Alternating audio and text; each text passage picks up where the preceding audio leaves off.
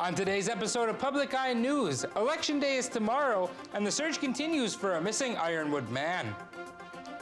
Caleb Rydell will join us with a look at our rainy Monday forecast, and Samantha Carter has the latest in sports. Hi, I'm Devon Lanier. And I'm Grant Lukens, and this is Public Eye News.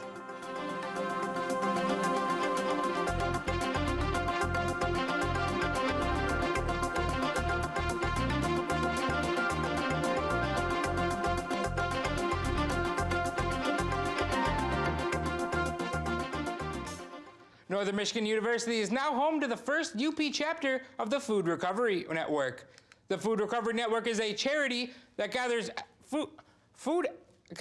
extra food, from the dining services on campus and distributes it to those in need.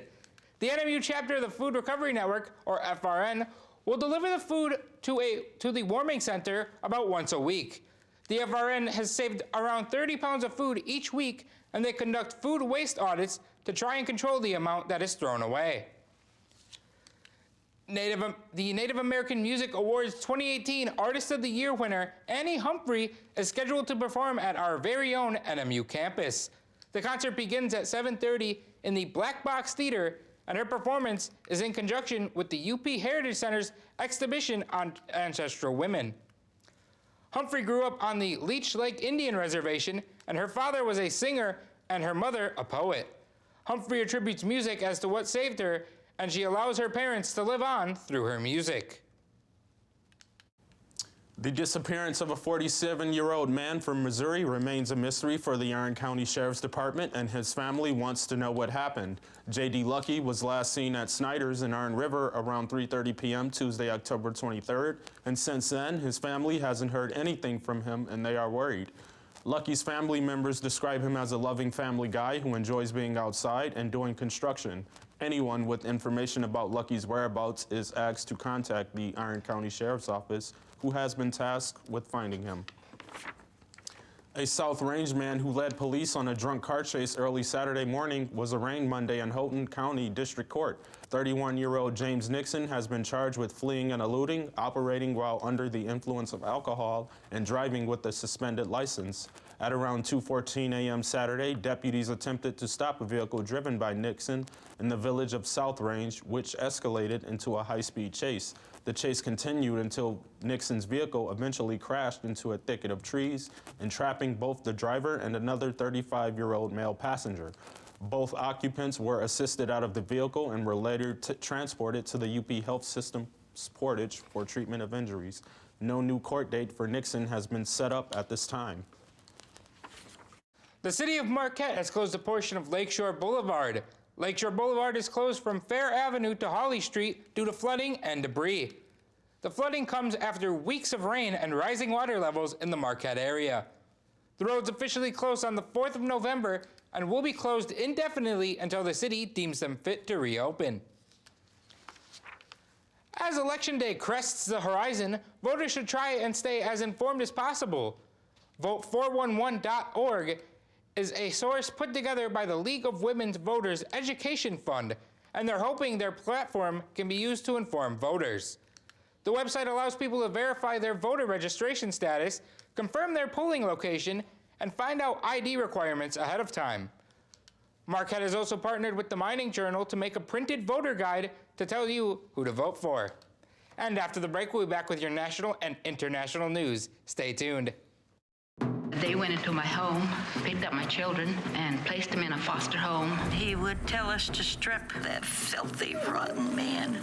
They cut their hair, take away their clothes, forbidden to speak their language. What else do you call it besides cultural genocide? Only 8,000 Wabanaki people left in the United States. We're still here. I can't get over the nightmares. Dawnland. Tonight at 10 after Antiques Roadshow on Public TV 13. Emergency services officials are in a race against time to find missing people after two buildings collapsed in a pile of rubble in Marseilles, France Monday. One of the buildings was condemned as substandard and supposedly vacant, and the other contained apartments with inhabitants, according to French government officials. Fire officials decided to bring down most of a third building deliberately due to concerns the unstable adjacent structure might cave on top of the search crews combing the rubble of the other buildings with sniffer dogs. The French government does not have an approximate number of people who may have been killed, but they have confirmed that 2 people who were in the streets when the buildings collapsed were treated for light injuries. With just 1 day to go before the midterm elections, most voters have already made up their minds about who they want to support, so the focus from both sides today is on making sure those people get to the polls. Nicole Killian has more details from Capitol Hill. With less than 24 hours to go before the polls open, Democrats and Republicans have a similar message. We're gonna go vote for a better history. I need you to vote for a Republican House and a Republican Senate. And while the midterm candidates have made their pitches on issues such as health care and immigration, it's President Trump that's on voters' minds. A CBS News poll shows 72% of voters say their ballot will be cast either in support of or opposition against the president. There is an electricity in the air, the likes of which I and you have not seen since the 2016 election. More than 34 million Americans have already cast their ballot in early voting. That's up more than 50% from the 2014 midterms. With control of Congress at stake, there are reasons for both sides to be optimistic heading into tomorrow's elections. The latest CBS News Battleground Tracker poll shows Democrats are expected to win 225 House seats, which would give them control of the House. But that's heavily dependent on turnout. So it's heavily dependent for Democrats to turn out new voters who don't vote typically in midterms, but the Republicans also think they have to counter that and get their base out. Republicans are looking more and more likely to hold on to or even expand their lead in the Senate. I think we're going to do well in the House, but as you know, my primary focus has been on the Senate, and I think we're doing really well in the Senate. President Trump will continue to rally his base with 3 stops for GOP candidates today. Nicole Killian, CBS News, Capitol Hill. Iranians are fearing further economic hardships as the U.S. has decided to restore sanctions against the country. Many Iranians protested in the former U.S. embassy in Tehran that was taken over from the U.S. government by militant Israeli groups. President Trump has issued a list of 12 demands that the Israeli government must abide by in order to get the sanctions lifted. These include ending support for militant rebel groups, withdrawing from the civil war in Syria, and stopping production on all ballistic missiles. NMU's Politics and Media class has put together an ongoing discussion covering the election process and why you should get out and vote. Today's segment is about law enforcement millage. Good afternoon. Today we have with us Sheriff Greg Zybert. Hello, Sheriff. How are you today? Good morning, or afternoon it is. Good. Great. So, Sheriff, we have a series of questions pertaining to the ballot topic, Supplemental Law Enforcement Millage Proposal. Could you tell us a little bit about this proposal? Sure. Well, Marquette County is the largest county this side of the Mississippi. We usually have 2 officers patrolling the whole area, given any time of the day. Because Marquette Township basically has all these different businesses and the population, probably the busiest in Marquette County, they're asking for a supplemental increase that instead of coming out of the general budget, it's going to be specific for law enforcement. Okay, and what will this be used for? It's patrolling, responding to calls from all the businesses and the community, people in the community. Wonderful, thank you. How is it going to affect the community? Well, it's what it will tax them a little more, probably between $70 and $90 for the average house in Marquette County.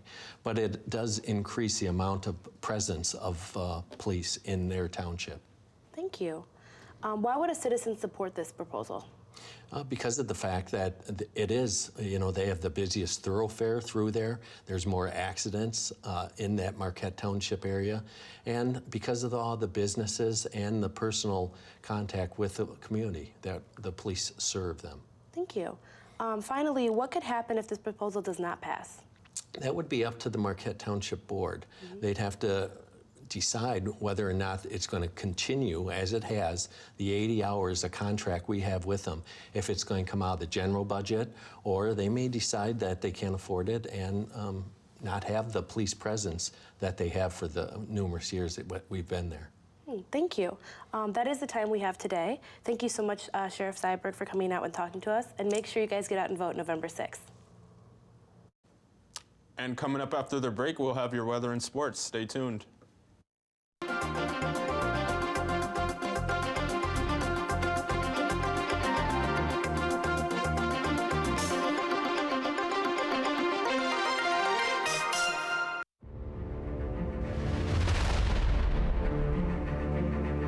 Get out and vote Republican. You've got to do more than retweet a hashtag. You've got to vote. Across the country, candidates of both parties hit the trail to win voters' support.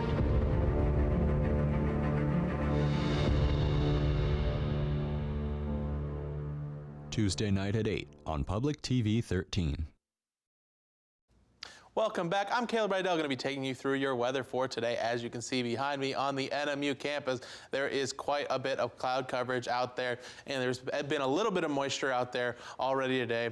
Let's take a look at your current conditions out there with a cloudy with temperatures of 44 degrees and winds out of the south-southwest at 10 miles per hour with a barometric pressure of 29.77 inches and rising. Tonight we're looking at rain with a low of 37 and winds out of the south-southeast at 6 miles per hour. And tomorrow that rain is not going away, and we're going to have the high of 43 with the winds out of the north at 7 miles per hour. Taking a look across the UP, clouds everywhere, not the sun in sight across the UP. We're going to start up in Sault Ste. Marie with 47 degrees, 43 in Manistique, Escanaba with 44, down in Menominee 42. Taking a look at the western half of the UP, we're going to see 40 degrees in Iron Mountain, 39 in Ironwood, up in the Keweenaw in Houghton with 44, and back here in Marquette, that 44 with some clouds. Let's take a look at your week ahead. On Wednesday, we're looking at a high of 39 with a low of 29 and some rain out there. Thursday, a high of 34, low of 24 with some partly cloudy out there. And then Friday, we're looking at a high of 30 with a low of 22 and some clouds. Well, we're getting this rain weather, and some of those outside sports are going to have some trouble. But I hear you have a story about some inside sports. I do actually. The Northern Michigan University men's hockey team faced Ohio's Bowling Green State University this weekend on the road. The WCHA matchup ended in a split as Bowling Green claimed victory on Friday night and NMU took home a win on Saturday. In Friday night's game, the Wildcats lost to the Falcons 3-1, with their only goal of the night coming on a power play from Troy Loggins. On Saturday night, Ate Tolvanen stopped 35 shots on goal, leading the Wildcats to a shutout over Bowling Green. The final score of Saturday night's game was 2-0, with goals scored by Connor Franti in the first period and Philip Ballou in the third on a power play. The Wildcats will face Cornell this weekend at the Barrie Event Center. And in other Wildcat news, the women's basketball team took on Finlandia University in an exhibition game to start the regular season. At the end of the first half, the Wildcats dominated over the Lions with a score of 41-9. In the second half, the Lions tried to rally and nearly matched the Wildcats in points, but it was not enough. The NMU Wildcats won with a final score of 79-38. The Cats are looking forward to their regular season tip-off on Saturday, November 10th at Hillsdale College as they take on Lewis University. And in our final sports story of the night, a Wildcat football player was just honored by the Great Lakes Intercollegiate Athletic Conference. Freshman safety Anthony Ladd of Columbus, Ohio, was named the GLIAC Defensive Player of the Week. Ladd helped the Northern Michigan University football team achieve a 34-24 victory at Wayne State University. During the game, Ladd had 6 total tackles, posting 5 solo tackles, and completed the first interception of his career. This is the first time an NMU player has been awarded the Defensive Player of the Week since 2011. The Wildcats will conclude the 2018 season this Saturday at Ashland University. But that's all the time we have for you here today at Public Eye News. Tune in again tomorrow.